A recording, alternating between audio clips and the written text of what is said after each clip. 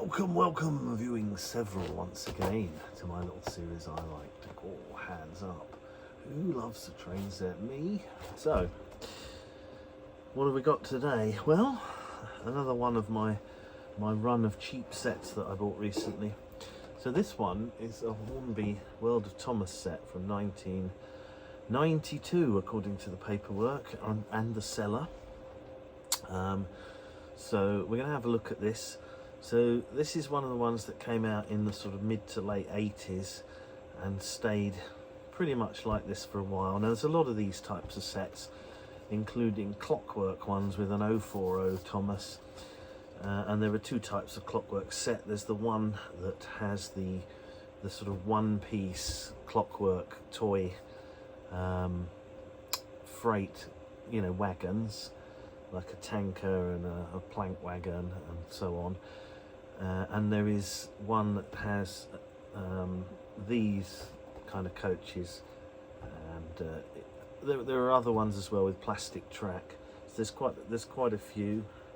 So I got this. This has been I've had a few problems getting this to work properly and reliably, but that's fine because I sort of paid the sort of money that often you see the clockwork ones going for. So you would expect a bit of work. I don't think I've quite fixed it fully yet. I think I'm going to have to go back and do a bit more work on the loco, but we'll see. So yeah, we'll have a look inside. We'll just show you the edge of the box there. So you get the contents: Thomas, Annie, Clarabelle, oval of track. So it's an oval reverse radius with two short straights either side, R600 I think they are, and yeah, that's it. You do get a transformer and controller. So let's have a look.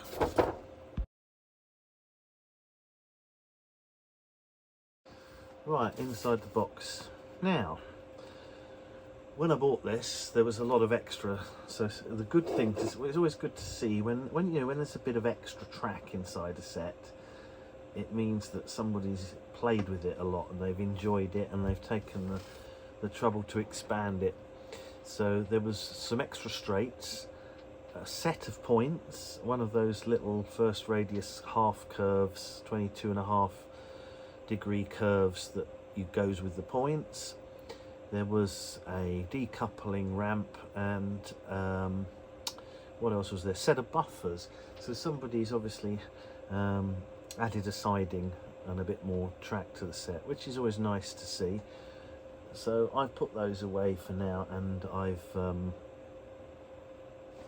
kind of tried to get it as close as it would be to how it was. One thing I did get, my Brucey bonus, was this. It was a 1992 wagon, so that's handy to have for the collection. So yeah, there is some paperwork which we'll have a look at in a sec. So the first thing to note, we'll have a look at this. So you get this controller, and the interesting thing about this is it looks very much like the sort of ones I was used to, but it's got yellow plastic instead of red. And the other thing to notice about it, it's got an integral transformer. So it comes with a plug, a mains plug, and it's considerably heavier than the equivalent one with the external power supply. So this says R254 power controller. So if we just put that there and we just take the sort of the normal one of this era was this one, which is the R965. And these are actually pretty good. I think this is Hornby's last controller that was really good.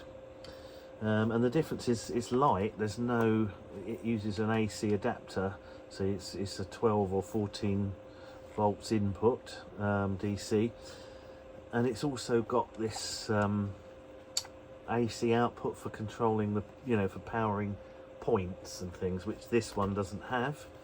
So that was interesting.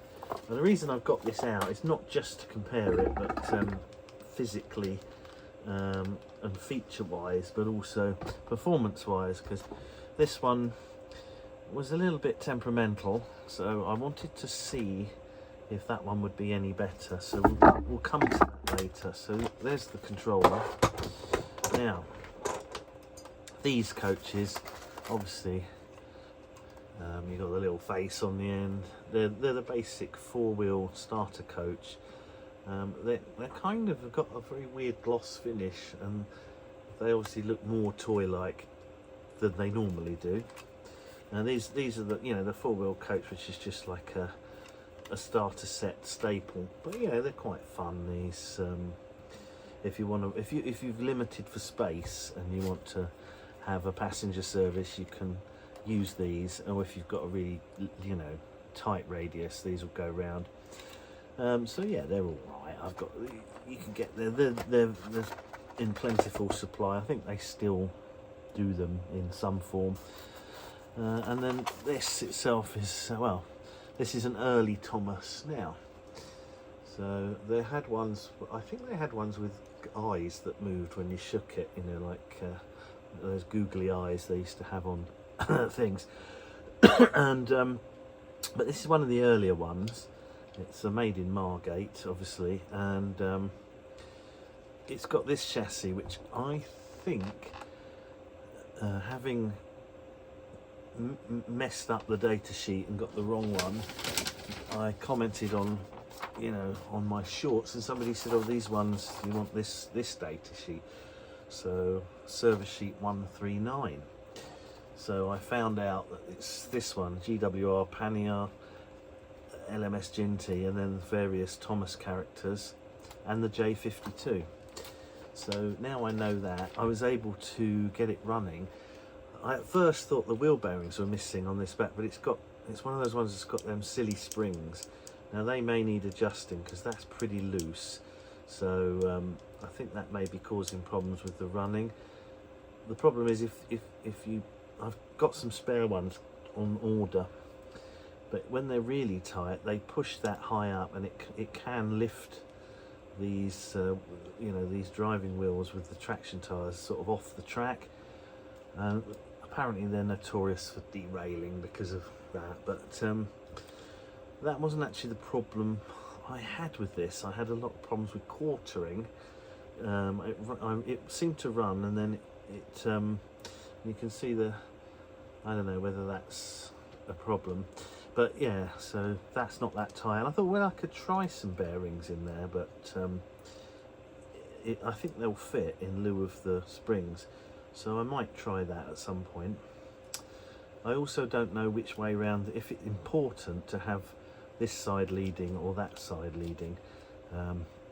But I'll have a look at some of my other locos with that chassis and at some point I'll come back to this and have another go at it and see if I can make it run a bit better. But it's running now, and some of the mistakes, I think it had some problems, and then I made a few mistakes about how the wheels should go on, but I've sorted those out and it seems okay. I broke off that and had to super glue it back, that step, and it's not the greatest repair, but yeah, it's one of them things. It breaks off easily when you're getting the body on and off. But yeah, so what else is there to say while we're at this stage? Not a lot really. You've got this Austrian-made steel track, first radius, and as standard you get 4 of these R600 straights. I believe they are. Yep, R600. So a decent size oval, and you get an 060. So it's not that bad. A starter set. I think later on you would get other stuff with it. In terms of paperwork, I don't know how much of this actually was with it, but I'll just show you. So you've got the usual service department thing. There's some maintenance information, but not as detailed as that service sheet. So it's not all that useful. It's very generic. It's just about oiling points really.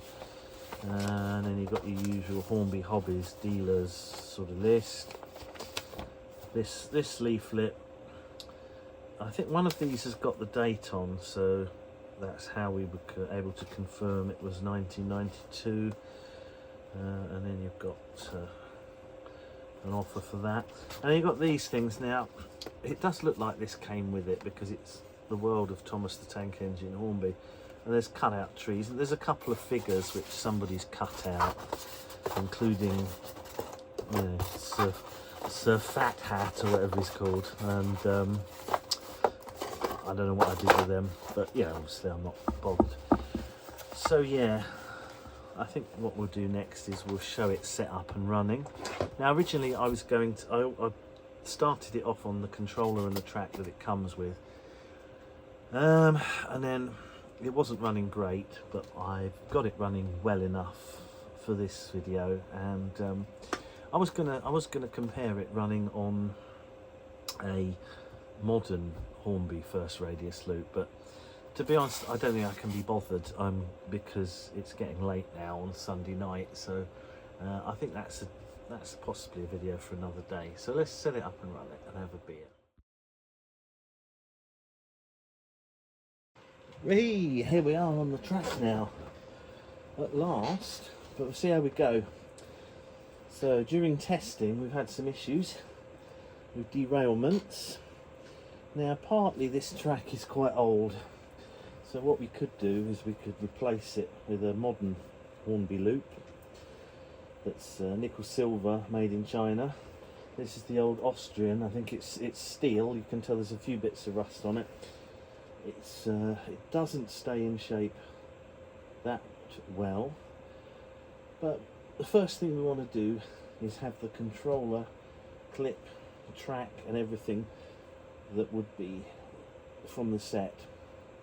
So we're going to do that first, and if it doesn't work, we'll reserve the right to already that's a poor start. Here we go. So we bring around. Now it's not running brilliantly. I've checked the quartering, that seems okay. The chassis runs well on its own. You can see there it's crawling and the controller is at 0, so I'm just going to turn it off. That's a little bit weird, isn't it? So right off the bat I've noticed that when the controller is on 0, the train is moving slightly. It's very strange, so that could be a controller issue. So we might have to run it with a different control, with a, you know, with the Gauge Master on a modern track. But you know, what we like to do here is run it with the track that comes with it first, and then if it doesn't work that well, we can always try some other track and another controller. Now this loco, we've had a lot of problems with it, so what I'm going to do is just run it. It's behaving very poorly. The chassis rolls free without the motor in it, but it's still hesitant. I don't know quite why that is. I've done the quartering according to the back-to-back according to my back-to-back gauge, which seems okay. But it's having some difficulty. Now these ones, I found out, one of my viewers left comments saying they don't have wheel bearings on the rear axle, they actually have those springs that push the wheels down. So he told me what service sheet I needed, so I got that one, and yeah, he was right. But I did read that the springs can be quite notoriously bad for making it bump up and down and derailing the train. So I've had a few issues with that, but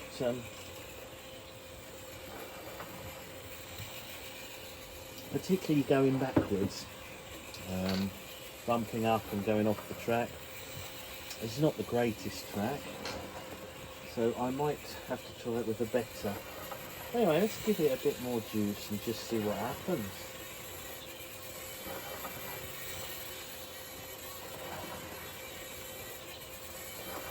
Yeah, it's a little hesitant there. We don't know whether that's electrical, sort of mechanical with the wheels.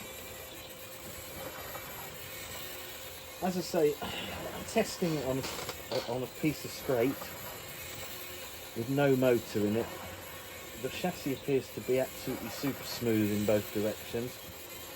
So I do wonder whether the wheels, I mean the wheels maybe, one of the wheels might be a bit wobbly, a bit warped, or we could have an issue with the drive gear on the centre.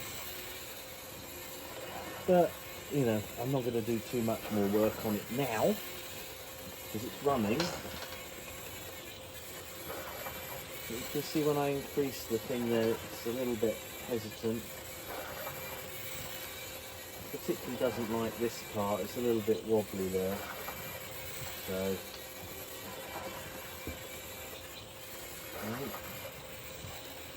as I said, it doesn't crawl, but I think the problem is this controller's a bit naff. Because when I stop it, it's actually crawling at the crawl you couldn't hope to even achieve with DCC. That's fantastic. So it's almost like the controller's naff. So I'm going to swap out. I've got another one of these, so I'm going to swap that and see if that makes any. See, let's swap that first. We're back, and we've got one of these similar, the red thing. I've noticed the yellow one doesn't have. It doesn't have the auxiliary power for the, you know, the AC for the kind of points. So this is obviously a better controller, and it's on naught, and there's no movement, there's no current leaking out, and straight away that's working a lot better. So